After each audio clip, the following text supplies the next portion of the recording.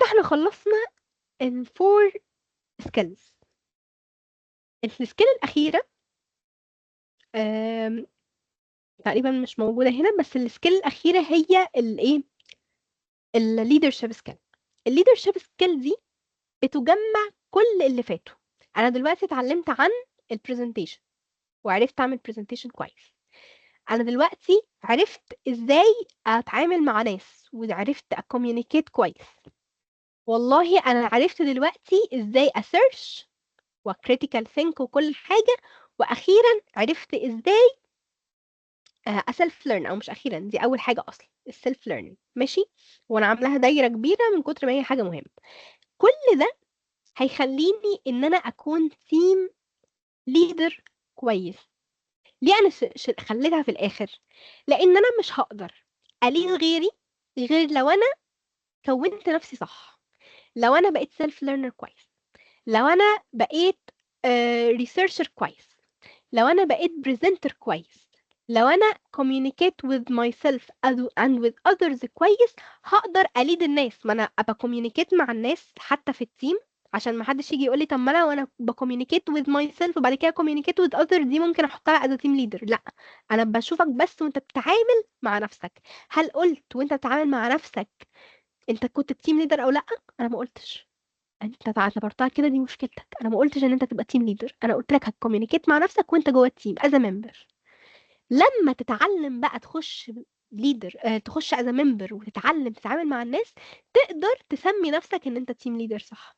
واما تبقى تيم ليدر صح هتبقى تعرف تسولف البروبلم. هتلاقي دي كل الكلام اللي انا بقوله ده هتلاقوها بتتكتب في السي في. ناس كاتبه ان انا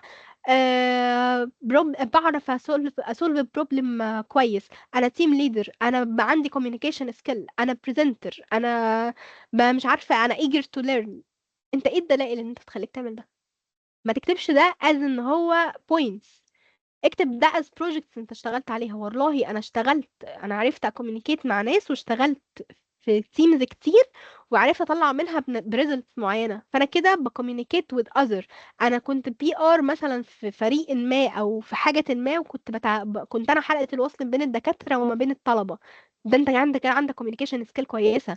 انا عملت برزنتيشن واحد اتنين تلاتة وكسبت مسابقة معينة، او حتى لو ما كسبتش بس انا كنت من بيست ممبرز او من بيست بريزنترز او كده. انت ماشي، أنا اقدر اقول ان انت بريزنتر كويس. انا مسكت جروبس او تيمز في حاجات كتيرة وكنت ما انت ممكن تبقى تيم ليدر وانت اصلا ما بتفتحش الجروب. انا ممكن ابقى اسمي تيم ليدر وعاملة مليون الف جروب، وانا التيم ليدر بتاعهم حتى لو في الدفعة، بس انا مش مهتمة بمشاكل الناس، هم بيعتمدوا على نفسهم وبيحلوا حاجتهم. كده انا اسمي تيم ليدر؟ لا. انا امتى ابقى تيم ليدر؟ لما اكون عارفه اكوميونيكيت مع الناس، لما اكون عارفه احل مشاكل، ابقى بروبلم سولفر صح، لما اكون عارفه اني اتعامل مع ناس كتير واكون ادابتيف معاها، ادابتيف مع مشاكلها، اعرف اوزع التاسك صح واوزع لنفسي تاسكس. مش معنى ان انا تيم، في ناس بتمسك نفسها ان هي تيم ليدر ان هي مسكت منصب رئيس الجمهورية. خلاص انا تيم ليدر، مش هشتغل في التيم، انا هدي لكل واحد تاسك، هخش هزق كل واحد هو ليه ما اشتغلش، هروح اتخانق مع الناس، هروح بالايجو بتاعي اللي انا مش عارف جايبه منين عشان مسكت تيم ليدر، اقول لهم يا جماعه احنا عندنا ميتنج بالليل واللي مش هيعمل كذا انا هروح اقول للدكتور عليه. وحاجات كتير غريبه بتحصل وبيسمي نفسه ان هو تيم ليدر. انت كده مش تيم ليدر، انت كده عندك مشكله نفسيه محتاج تروح تحلها وبعد كده تبقى تيم ليدر. ليه؟ لان انت از تيم ليدر انت اول حد المفروض يبقى بيشتغل في التيم. انت از تيم ليدر انت المفروض كل المشاكل بتبقى فوق دماغك، فانت حتى مش فاضي تيجوا على الناس وتوريهم ان انت اجمد حد في الدنيا. انت از تيم ليدر انت بتوزع تاسكس عليك وعلى غيرك وبتحتوي الجروب كله عشان كله يبقى متعاون. ما ينفعش تبقى انت اول واحد بتخانق. اه الشدة احيانا مطلوبة، واه في تيمز بتتدلع وبتحتاج حد يشد عليها ويخليها تسلم التاسكس، بس مش ده معناه انه طول الوقت يكون بيتخانق مع الناس، ومش طول الوقت انه ماسك لهم كرباج وماسك نفسه ان هو تيم ليدر. فدي حاجات كتير انت بتتعلمها لما تخش اكتيفيتيز. كل بقى السكيلز اللي انا قلتها دي انت مش هتتعلمها غير وانت في اكتيفيتيز بشتى انواعها، ومش لازم تكون في تخصصك بس.